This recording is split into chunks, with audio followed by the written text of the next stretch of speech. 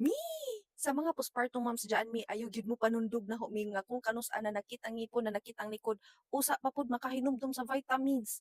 Nga gikuan sa OB nga dapat magpadadyon gihapon sa mga prenatal vitamins bisan nanganak na, para maprotektahan atong kaugalingon laban sa mga sakit.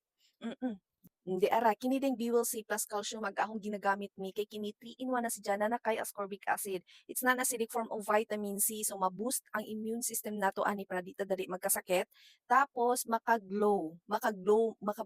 It's because nasa diyay antioxidant property nga produce og more collagen, 'di ba? Ang collagen makapagwapa. Oo, ganahan ta ana no, 'di ba? So bisan puyat kayo ta ako puyat kayo kumi. Oo, pero feeling mo pud nga gwapa man pud ko, charot.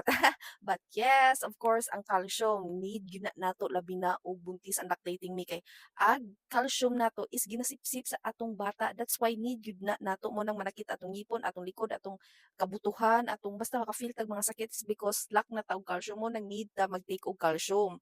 Bisan di ba mga buntis need gyud pud na kay mao lagi po na ginasipsip sa baby ang calcium nato and nara si vitamin D3 para ma-absorb sa atong panglawas ang nutrients nga gikinahanglan. Maunang ni kini 3 in 1 na siya so di na ka maglisod pa it's because usahan ra ka tabletas di ba nanatanan unya mi ayaw gyud panundog mo gyud ni ang always gina-remind sa akong amiga kay 27 pareho ra mig edad mi pero ang iyang ngipon halos mapudpud na tanan pila na lamang maihap na lamang gyud mi kay kato nagpadede ko no siya wa gyud siya kanang prenatal vitamins mo nang pudpud gyud mi oo so if di ka ganahan maing ana ni mag-take gyud ta og kuan mi calcium most especially kanang pang sa immune system which is ang ascorbic acid. So kini na dili tanan, di na ka maglisod pa.